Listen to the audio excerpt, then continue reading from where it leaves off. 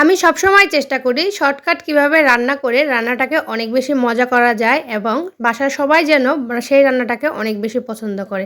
তো আপনারাও কি আমার মতো করে এভাবে করে গরুর মাংস হালকা পাতলা মশলা দিয়ে আর হাতে মাখিয়ে এভাবে কে রান্না করেন তারা কিন্তু অবশ্যই একটা করে কমেন্ট করে যাবেন। হ্যালো এভরিওয়ান, আসসালামু আলাইকুম, welcome back to my page. চলে আসলাম নতুন আরেকটা ব্লগ নিয়ে। তো সবার কি অবস্থা, সবাই কেমন আছেন? দেখতে দেখতে কিন্তু পবিত্র মাহের রমজানটা শেষই হয়ে যাচ্ছে। রহমতের 10টা কিন্তু শেষ। দেখতে দেখতে মাগফিরাতের 2 নম্বর রমজানও কিন্তু শুরু হয়ে গেছে। যদিও আমি একদিন পর পর ব্লগ আপলোড করি তাহলে কিন্তু আমার ব্লগটা আর কি পিছনের দিনটা হয়। তো এটা কিন্তু আজকে আমি 11 নম্বর রমজানের ইফতারটা রেডি করছিলাম আর ছোটোখাটো করে একটু রান্নাবান্না করছিলাম। এদিকে মাছটা ভেজে নিচ্ছিলাম, এদিকে ছোলা বুটটাও হয়ে যাচ্ছিল। তারপর একটু গরুর মাংস রান্না করব, তো ভাবলাম যে সব কিছু রান্না যেহেতু বসিয়ে দিয়েছি এবার গরুর মাংসটাকে একটু হাতে মেখে তারপর একটু বসাই। আমার মতো করে কি আপনারা এভাবে গরুর মাংসটাকে হাতে মেখে বসান? তারা কিন্তু অবশ্যই কমেন্ট বক্সে জানাবেন। আমার কাছে কিন্তু মনে হয় কষানোর থেকে যদি এইভাবে হাতে সব মশলা দিয়ে একসাথে মেরিনেট করে আপনি গরুর মাংসটাকে রান্না করেন সবথেকে বেশি মজা লাগে।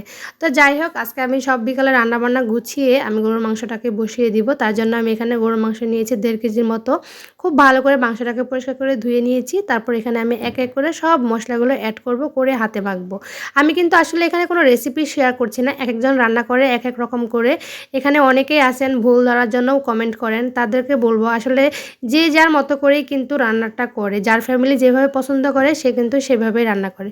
তো আমিও এভাবেই রান্না করছিলাম। আমি কিন্তু একবার এক এক রকম করে রান্না করি যাতে করে একবার এক এক রকম টেস্ট হয়, ফ্যামিলির সবাই কিন্তু অনেক বেশি পছন্দ করে।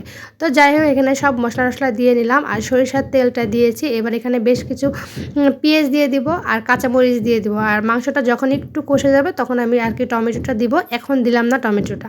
এরপর সব মশলা দিয়ে তারপর যাই হোক হাতে খুব ভালো করে এটাকে মেখে নিয়েছি। যত বেশি হাতে মাখবেন তত বেশি কিন্তু আপনার মাংসটা খেতে অনেক বেশি মজা লাগবে। সব মশলার সাথে কিন্তু আমি একটু শাহি মশলাটাও ব্যবহার করেছিলাম যাতে করে অনেক বেশি মজা হয়। তো যাই হোক, আমার অনেক মেসি রান্নাঘরটা সবাই কিন্তু একটু অ্যাভয়েড করবেন। তো যাই হোক, সব মশলা টশলা দেওয়া শেষ, এটাকে খুব ভালো করে হাতে মেখে নেব। যত বেশি হাতে মাখবেন তত বেশি কিন্তু আপনার মাংসটা খেতে অনেক বেশি মজা হবে। তাই আমি এটাকে খুব ভালো করে হাতে মেখে 5-10 মিনিট একটু রেখে দিব। তারপরে আস্তে করে আমি চুলার মধ্যে বসিয়ে দেবো। বেশি একটা ঝোল রাখবো না, একটু মাখা মাখা করে গরুর মাংসটা রান্না করব, কারণ মাখা মাখা গরুর মাংসটাই কিন্তু সবাই খেতে অনেক বেশি পছন্দ করে। তো আজকের ভিডিওটা কে কোথা থেকে দেখছেন তারা কিন্তু অবশ্যই কমেন্ট বক্সে জানিয়ে যাবেন। আর আমার ভিডিওটা যদি আপনাদের ভালো লাগে অবশ্যই একটু ভালোবেসে ভিডিওটাতে একটা লাইক কমেন্ট করবেন, কারণ আপনাদের লাইক কমেন্টে কিন্তু আমি ভিডিও করতে আরও বেশি ইন্সপায়ার হই বা আরও বেশি আগ্রহ হই। অনেক আপু ভাইয়ারাই আছেন আমার ভিডিওতে ভালোবেসে অনেক সুন্দর সুন্দর কমেন্ট করেন, তাদেরকে অনেক অনেক ধন্যবাদ আমার পাশে থাকার জন্য, এভাবে আমাকে সাপোর্ট করার জন্য।